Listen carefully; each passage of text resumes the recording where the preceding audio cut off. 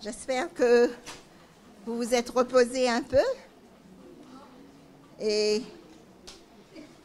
après ce matin, comment vous vous sentez? Ça, c'est bien. J'ai pu passer quelques moments avec quelques-unes d'entre vous.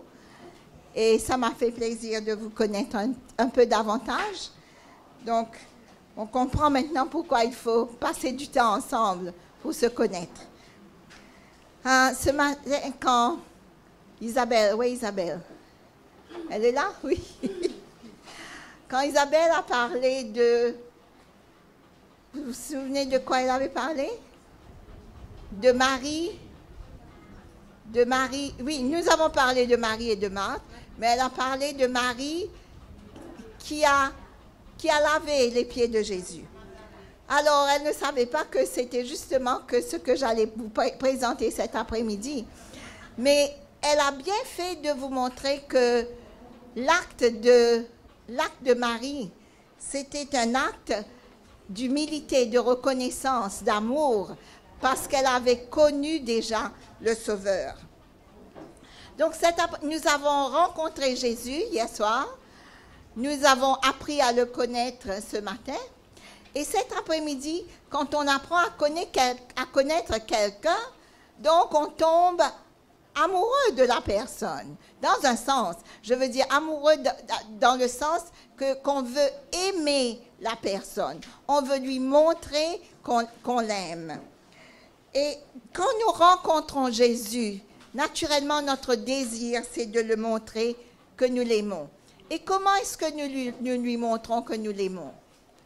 Qu'est-ce que nous faisons très souvent? Lorsque nous rencontrons Jésus, nous savons que nous apprenons à le connaître. Et très souvent, ce qui suit, c'est le service.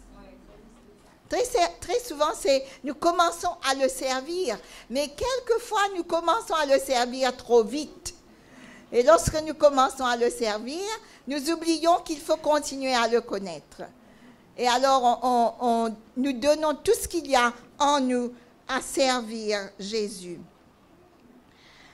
Nous apprenons à connaître Jésus à travers le travail du Saint-Esprit qui vit en nous. Ce n'est pas quelque chose qui devient naturel en nous. Il faut que ce soit l'Esprit de Dieu qui travaille en nous et qui nous montre comment aimer Jésus, comment nous attacher à lui.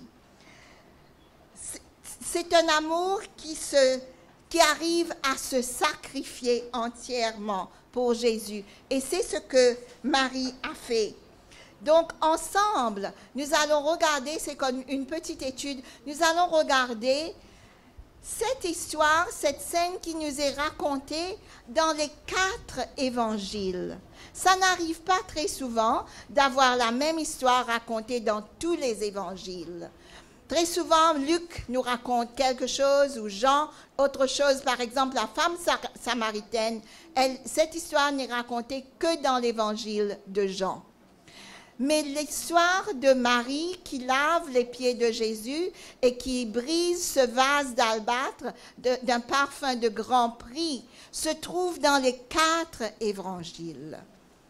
Donc, je pense qu'il y a là quelque chose de très important que les 4 voulaient raconter afin que personne n'oublie cette histoire de Marie. Ce qui s'est passé ce soir-là, c'est que Jésus est invité à dîner dans la maison de quelqu'un qu'il avait déjà guéri, quelqu'un qui s'appelait Simon. La table est dressée. Les hommes sont assis, donc très souvent, c'était les hommes qui mangeaient ensemble et les femmes qui servaient. Les hommes étaient assis et quand vous pensez que Marie a lavé les pieds de Jésus, il faut se souvenir qu'il ne s'asseyait pas sur des chaises autour d'une table comme nous le faisons aujourd'hui. Il y avait des coussins en bas et les gens étaient allongés. Donc, ce n'était pas difficile pour Marie d'arriver aux pieds de Jésus et à la tête de Jésus. Et c'était la coutume du temps. Mais dans la salle où ils étaient, c'était le soir, donc il y avait des lampes, mais il n'y avait pas la grande électricité que nous avons aujourd'hui. Donc, dans la pénombre autour du mur, il y avait quelqu'un qui se glissait tranquillement. Et les gens qui étaient là, les hommes, ne se rendaient pas compte qu'il y avait une autre personne qui entrait dans cette salle. Seul Jésus qui savait tout, il savait exactement la femme qui s'approchait dans le silence. Et il savait déjà ce qu'elle allait faire. Et cette femme qui s'avance tranquillement, dont le cœur bat si fort parce qu'elle a peur d'être découverte avant d'arriver à Jésus et d'accomplir le but de sa visite. Mais pour Jésus, il ne montre pas qu'il sait ce qui se passe et probablement il ne regarde pas dans la direction de Marie pour ne pas attirer l'attention des autres. Et lorsqu'elle arrive à ses pieds et qu'elle brise le vase, tout de suite, le parfum qui se répand attire l'attention de tous. Les regards sont fixés sur cette femme et ce ne sont pas des regards d'approbation.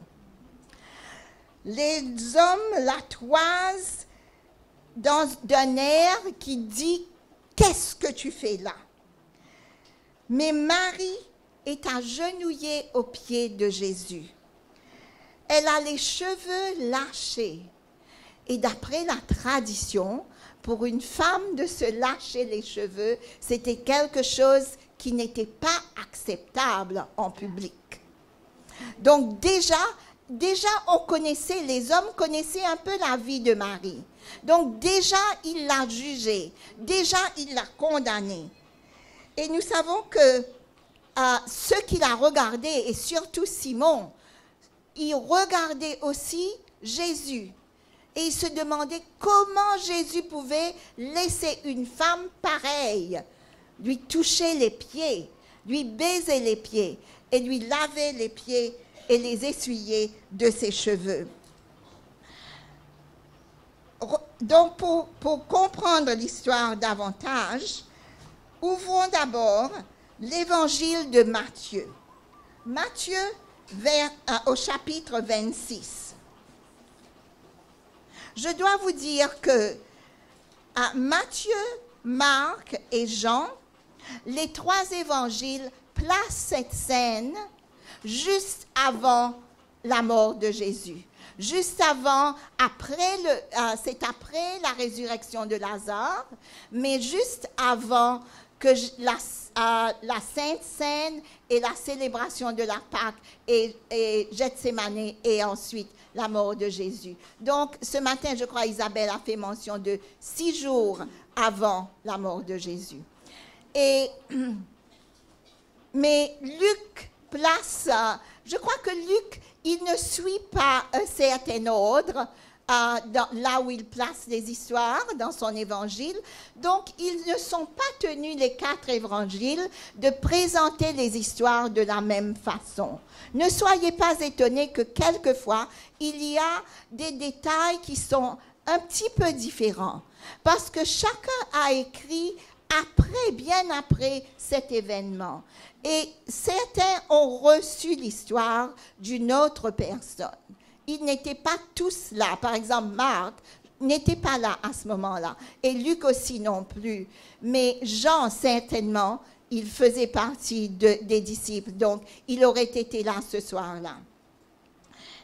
Alors, Matthieu 26, versets 6 à 13.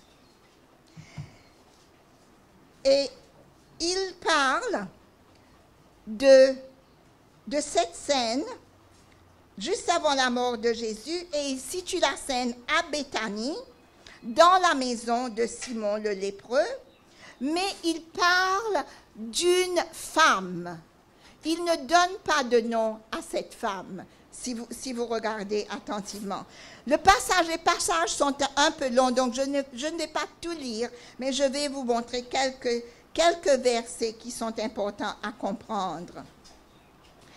Lui aussi, il parle de la femme qui s'approche de Jésus avec un vase d'albâtre qui renfermait un parfum de grand prix. Et nous savons que le grand prix, c'était vraiment grand.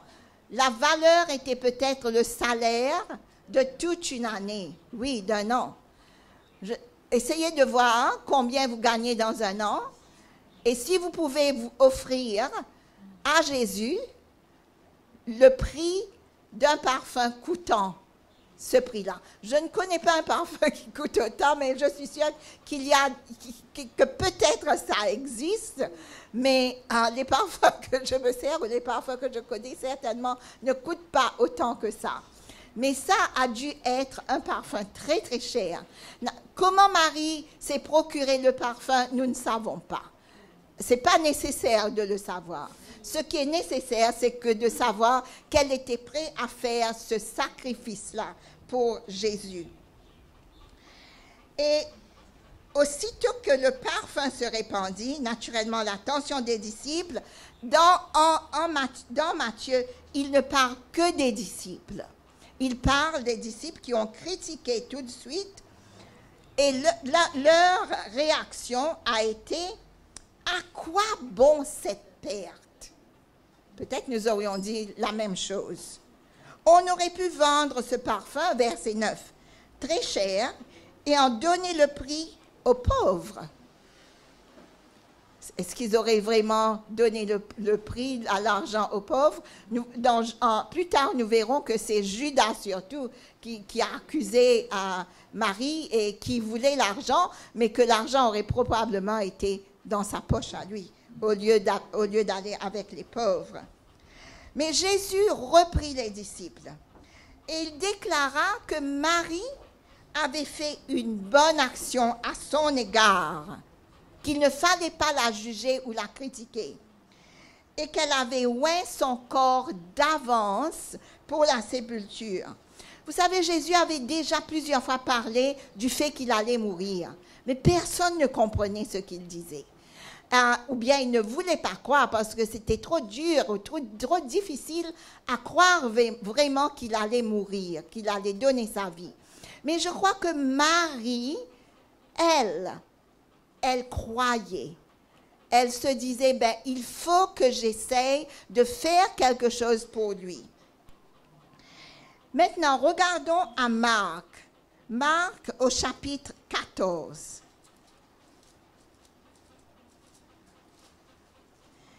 Et encore une fois, c'est juste avant, quelques jours avant la Pâque et ensuite la mort de Jésus. Et cette fois-ci aussi, ils sont à Béthanie, dans la maison de Simon le lépreux, encore une fois, il répète ça, et il dit que cette femme, encore une fois, c'est une femme qui entra pendant que Jésus se trouvait à table, et qui s'approcha de lui tenant ce vase, un parfum de nard pur de grand prix. Je crois, lui, maintenant, il mentionne que c'est un parfum de nard. Donc, il y a de petites différences, mais qui nous aident lorsque nous mettons tous les quatre ensemble, qui nous aident à comprendre un peu plus ce qui s'est passé ce soir-là.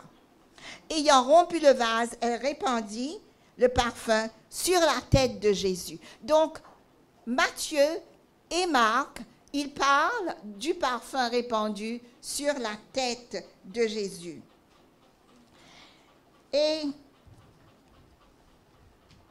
il fait aussi allusion à la réaction des disciples qui s'irritaient, mais lui, il emploie le mot un peu plus fort. Il dit, les disciples au verset 5, ils s'irritaient contre cette femme. Et il mentionne un prix pour le parfum. Il dit, ça aurait pu coûter, probablement ça aurait coûté 300 deniers. Quelqu'un connaît qu'est-ce que c'est que 300 deniers? Peut-être avec l'argent que nous avons aujourd'hui, ça ne paraîtrait pas aussi cher, mais en ce temps-là, certainement, ça valait beaucoup d'argent. Mais Jésus, encore une fois, défend la femme. Et encore une fois, il dit, pourquoi lui faites-vous de la peine?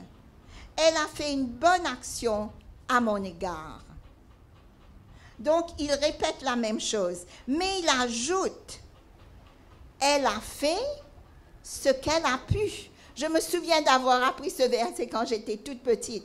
Elle a fait ce qu'elle a pu. Mais je ne crois pas que je comprenais exactement ce que Marie a fait. Mais maintenant, on comprend. Elle a fait tout ce qu'elle a pu. Ça veut dire qu'elle ne pouvait pas faire plus. Elle ne pouvait pas faire davantage. Elle a d'avance embaumé mon corps pour la sépulture. Et maintenant, si nous allons vers Luc au chapitre 7, c'est intitulé La pécheresse pardonnée. Versets 36 à 50. Luc 7, 36 à 50. Je ne sais pas si vous avez déjà entendu, certains auteurs pensent que c'est une autre femme. Parce que la scène est un petit peu différente, mais ce n'est pas possible qu'il y ait eu deux femmes qui aient apporté deux parfums de grand prix comme ça, les répandant sur Jésus et dans la maison de Simon, encore une fois. Donc, lorsque nous mettons les quatre histoires, l'histoire des quatre évangiles, nous arrivons à la conclusion que c'est la même histoire. Mais au début de l'histoire, Luc parle seulement d'une femme pécheresse. Et il parle d'un pharisien. Matthieu et Marc n'ont pas dit que Simon était un pharisien. Donc, il était un des rares pharisiens qui avait accepté Jésus parce que Jésus l'avait guéri. On l'appelait encore le lépreux, mais Jésus l'avait guéri de sa lèpre. Mais Simon était guéri où? Là. Pas dans le cœur encore. Il n'avait pas compris qui vraiment était Jésus. Il n'avait pas connu Jésus. Et dans la conversation qui suit, parce que Simon lui-même s'est tourné vers Jésus et il a critiqué lorsqu'il voyait Marie à pleurer et baigner lui il dit les pieds de Jésus avec ses larmes, les essuyer avec ses cheveux. Il a regardé avec un air qui accusait Jésus et dit si cet homme était prophète, il connaîtrait qui? Et quelle espèce est la femme? De quelle espèce est la femme qui le touche? Vous savez, si vous avez du temps, lisez cette histoire dans Jésus-Christ.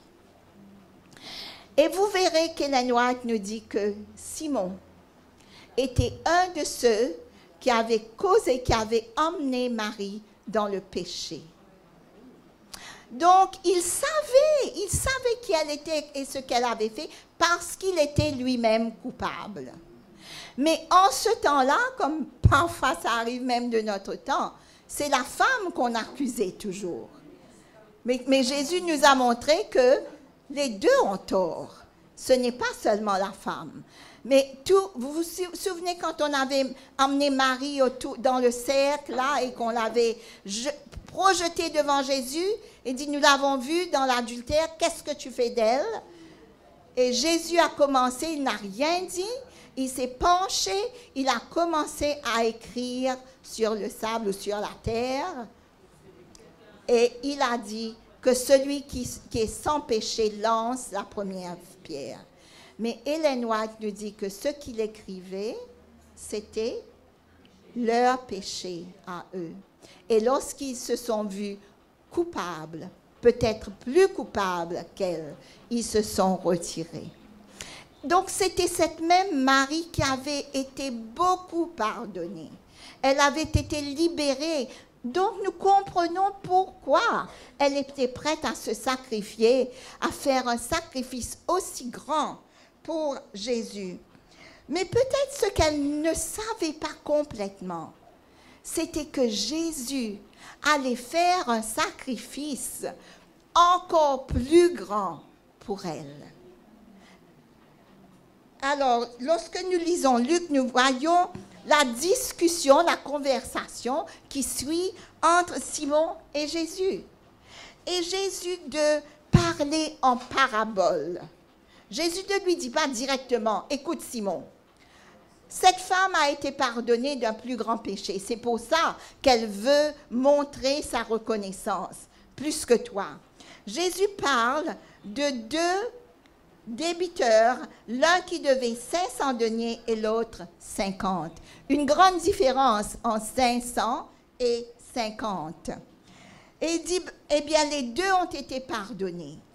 Mais lequel de ces deux, tu penses, sera plus reconnaissant? Et Simon de reconnaître, eh bien, c'est celui qui a été pardonné le plus. Et Jésus de dire, tu sais Simon, je suis entré dans ta maison, mais tu ne m'as pas donné de baiser pour m'accueillir. Tu ne m'as pas loin d'huile, tu n'as pas versé d'huile sur ma tête. Mais tu vois cette femme, ses nombreux péchés lui ont été pardonnés parce qu'elle a beaucoup aimé. C'était la coutume du temps pour les jeunes, peut-être qui ne se rendent pas compte, qu'il fallait que quand on voulait montrer l'hospitalité à quelqu'un, accueillir quelqu'un, il fallait lui laver les pieds d'abord. Parce qu'en ce temps-là, les gens portaient des sandales, des chaussures ouvertes, et ils marchaient dans les rues qui étaient pleines de poussière. Ce n'était pas comme les rues que nous avons ici. Donc, quand ils arrivaient chez quelqu'un, il fallait leur laver les pieds avant qu'ils entrent dans la maison. Et puis, oindre d'huile, c'était montrer l'hospitalité, l'accueil, tout comme vous m'accueillez en me donnant une guirlande de vos fleurs du pays. Donc, eux aussi, ils avaient une coutume, mais que Simon avait oubliée. Et comme Marthe, Simon pensait qu'il connaissait Jésus. Il pensait que inviter Jésus chez lui était suffisant. Parce que lui, il était un pharisien, il était grand. Et il avait peut-être de l'argent, un homme riche. Donc, il se disait, ah ben, je l'invite chez moi. C'est déjà là une grande action de ma part de l'inviter chez moi. Mais il n'avait rien fait pour vraiment accueillir Jésus. Et là, Jésus s'est tourné vers Marie. Et c'est Luc seulement qui parle de péché pardonné. Et que Jésus s'adresse à elle et lui dit, tes péchés te sont pardonnés. Parce qu'il a compris que l'acte de Marie, cet acte de reconnaissance, d'humilité, de pardon, elle essayait de montrer à Jésus qu'elle était reconnaissante pour tout ce qu'il avait fait pour elle. Et Jésus de confirmer, parce que Jésus lui avait déjà dit, là dans le cercle avec tous les hommes, Jésus lui avait déjà dit, je te pardonne, mais va et ne pêche plus. Il y a des détails dans la Bible que nous n'arrivons pas trop à construire. Mais c'est possible qu'après ça, comme il arrive dans nos vies, nous nous sommes rendus compte que Marie est retombée dans le péché. Parce qu'il nous est dit, Jésus avait chassé 7 démons en elle. Donc c'est possible, mais à chaque fois, elle revenait vers Jésus pour être pardonnée parce qu'elle reconnaissait qu'elle était coupable et qu'elle avait besoin de son pardon. Donc, s'il nous arrive de recommettre la même faute, ce qui arrive quelquefois, Jésus n'aimerait pas que nous nous sentions coupables et que nous nous éloignions vers lui. Parce que ça, c'est ce que Satan veut. Il veut que quand nous avons fait quelque chose de mal encore une fois, ou quelque chose, une habitude que nous voulons vaincre et que nous n'arrivons pas à vaincre, Satan nous dit, ben, tu ne peux pas le faire. Tu es coupable, va-t'en. Il ne peut pas t'accepter encore une fois. Ce qui est faux, ce qui n'est pas vrai. Jésus, au contraire, il veut qu'on revienne, qu'on accepte son pardon. Naturellement, il aimerait nous donner sa victoire. Il aimerait que nous n'ayons pas à lutter avec ce même péché continuellement. Pas pour lui, mais pour nous.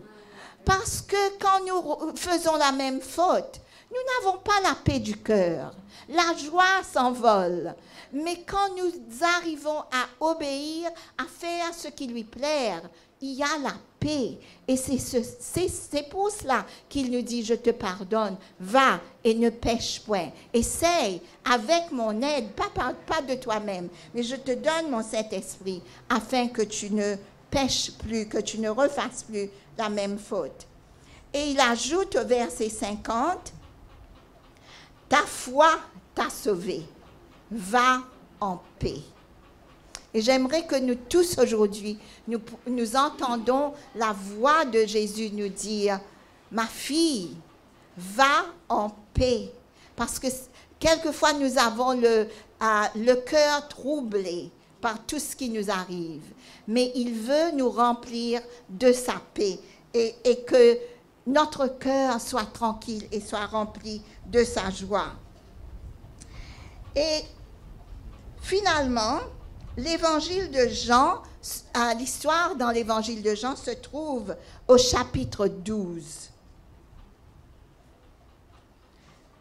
Et donc, c'est juste, je pense que vous savez que Jean est le seul qui parle de tout ce que Jésus a dit à ses disciples juste avant sa mort. Donc les chapitres 14, 15, 16, 17, ce sont tous les conseils que Jésus donne à ses disciples avant de mourir.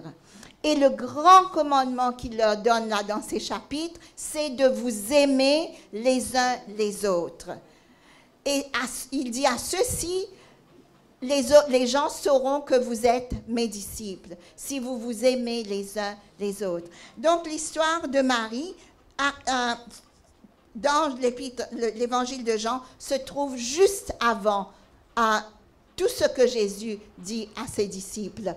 Et Jean 17, c'est le chapitre où Jésus prie. Il prie pour ses disciples, il prie pour lui, mais il prie aussi pour nous. Si vous n'avez pas lu Jean 17 depuis longtemps, je vous encourage à lire Jean chapitre 17 et de faire de ce chapitre votre prière aussi quelquefois. Ce matin, je vous disais que quand vous priez, servez-vous de la parole de Dieu, des textes, mais aussi apprenez à trouver dans la Bible les belles prières qui sont inscrites dans la Bible. Il y a la prière de Daniel, la prière de Moïse, la prière de Jésus lui-même que nous connaissons tous par cœur.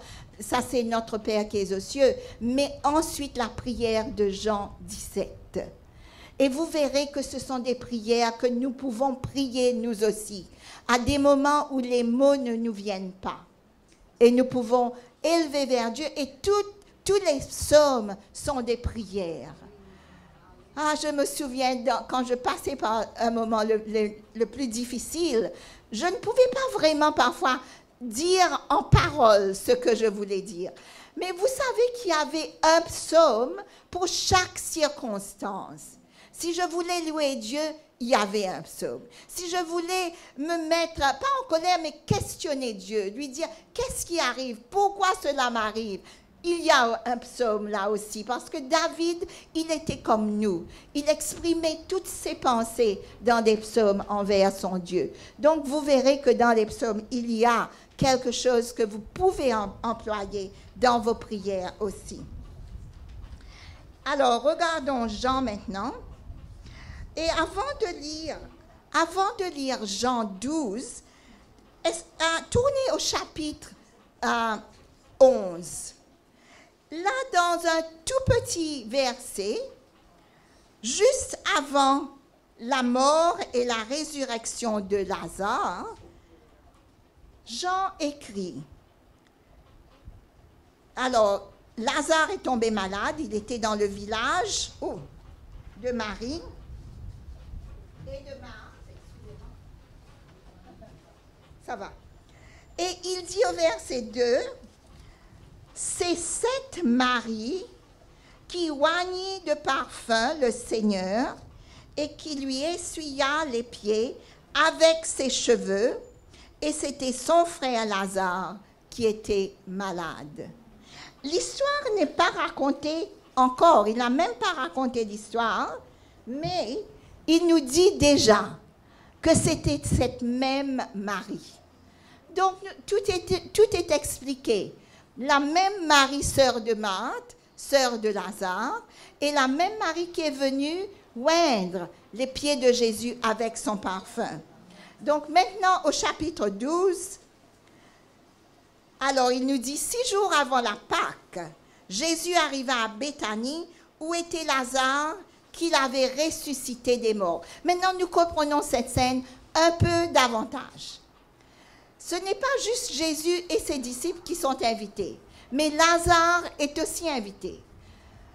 Par curiosité, parce que les gens voulaient voir qui est cet homme qui a été ressuscité.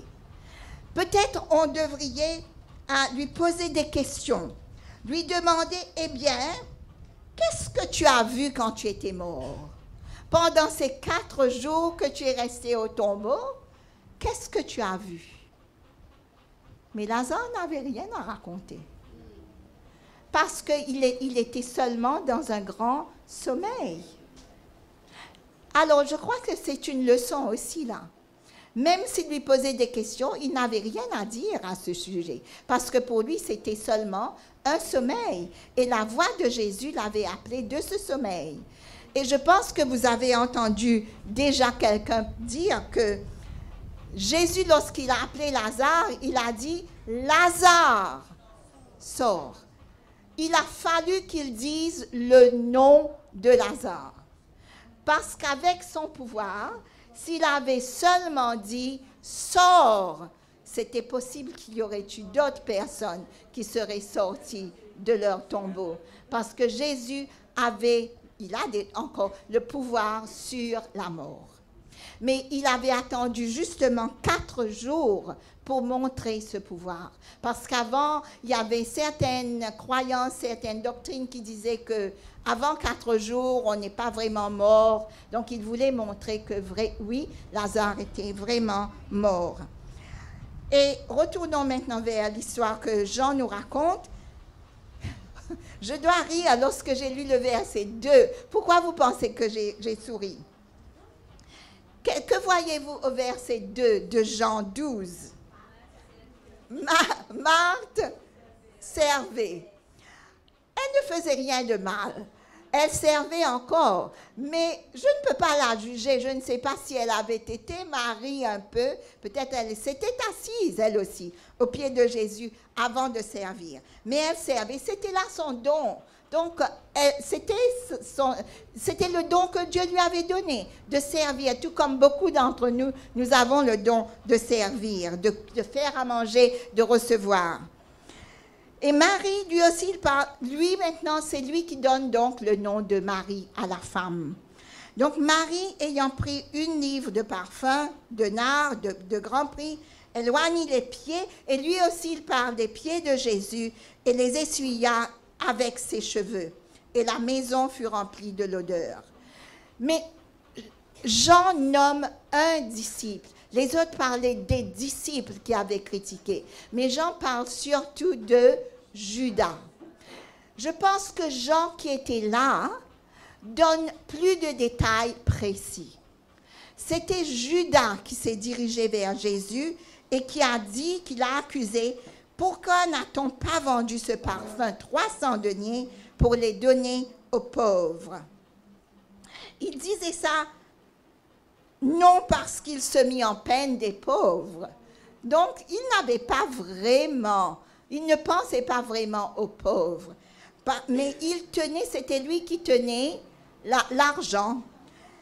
Mais Jean nous dit, parce qu'il était voleur. il nous dit ça, il ne dit même pas qu'il avait l'habitude de prendre de l'argent, mais Jean l'accuse d'être voleur. Et que tenant la bourse, il prenait ce qu'on y mettait. Mais Jésus, encore une fois, s'adresse à eux pour dire, laisse-la garder ce parfum pour le jour de ma sépulture. Vous avez les pauvres avec vous, toujours. Mais Jean ne parle pas de péché pardonné comme Luc en parle. Donc, il y a des détails là qui sont un petit peu différents. Mais nous voyons que ce qui est important dans cette histoire, c'est le sacrifice de Marie. Et le sacrifice qui a plu à Jésus. Jésus a accepté son sacrifice. Et Jésus a tout pardonné. Et je vous parle de cette histoire très simplement parce que cet après-midi, nous parlons de comment toucher les cœurs, comment parler au monde. Nous avons vu pendant ce week-end deux femmes. Hier, nous avons vu la femme samaritaine. Et aujourd'hui, nous voyons Marie. Donc, pendant quelques instants, nous allons comparer un peu ces deux femmes. L'histoire de la Samaritaine n'est pas moins importante que l'histoire de Marie. Mais toutefois, comme je vous ai dit, elle est racontée seulement dans l'évangile de Jean. Mais la Samaritaine a prêché l'évangile à haute voix. Elle a couru vers le village et elle s'est écriée, « Venez voir celui qui m'a dit tout ce que j'ai fait. » Elle a raconté sa vie. Elle a raconté ce que Jésus a fait pour elle et elle a prêché l'évangile avec sa vie, sa parole. Elle a partagé. Le témoignage de Marie est tout à fait différent.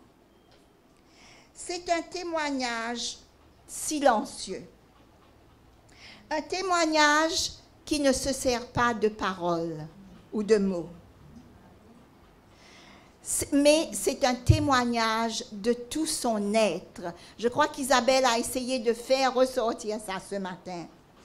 Que Marie, elle n'avait plus de crainte ou de honte des gens qui étaient autour d'elle. Certes, elle est entrée tranquillement, mais pas par honte, simplement pour que les gens ne l'arrêtent pas, parce que si on l'avait découverte, on l'aurait renvoyée.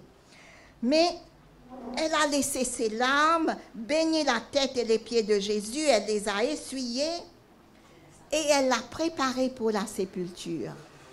Et vous savez ce que Matthieu et Marc disent, les deux autres ne mentionnent pas ce verset, mais retournez un moment vers Matthieu 26, et c'est le dernier verset que je n'ai pas lu avec vous, où Jésus dit, et Marc aussi répète le même verset, « Je vous le dis en vérité, partout où cette bonne nouvelle sera prêchée dans le monde entier, on racontera aussi en mémoire de cette femme ce qu'elle a fait. » Donc Jésus savait que ce geste de Marie allait aussi prêcher l'évangile du salut. Ce que j'aimerais dire, c'est que il n'y a pas une seule façon de prêcher l'évangile. Certains peuvent le faire à haute voix, comme la Samaritaine. Certaines peuvent le faire tranquillement, sans parole, mais dans leur comportement tranquille, silencieux. Et peut-être même dans vos foyers, vous êtes quelquefois, peut-être la femme samaritaine, où vous essayez de prêcher à haute voix, ou quelquefois vous êtes aussi Marie, tranquille, silencieuse, essayant de prêcher par votre comportement. Les deux façons sont deux façons importantes et bien fortes de pouvoir prêcher l'Évangile. Mais en groupe cet après-midi, d'abord, passer quelques moments à parler de l'exemple de la Samaritaine et de l'exemple de Marie. Et de voir lequel de ces deux exemples vous convient plus naturellement. Et puis, ensemble, préparer une petite scénette. Le thème est évangélisé par l'amitié. Pensez à une situation qui démontre l'évangélisation par l'amitié. Peut-être que c'est une expérience personnelle que vous avez faite.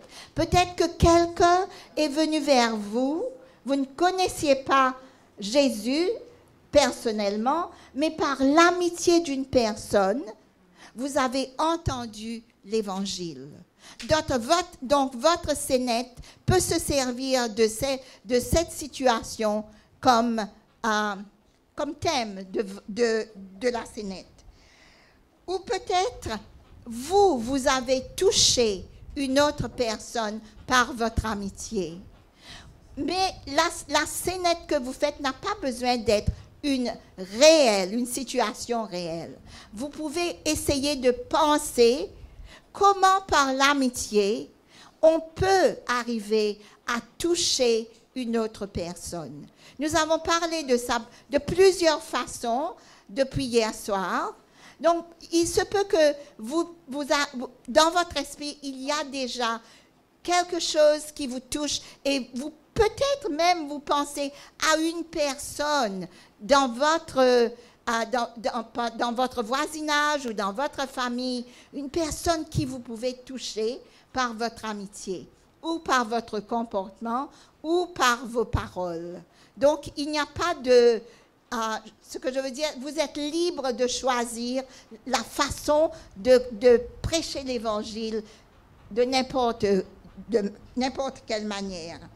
Mais ce qui est important, c'est que l'amour de Christ soit révélé, non pas, rappelez-vous, non pas la théologie intellectuelle de Christ, mais ce que le cœur connaît de Jésus.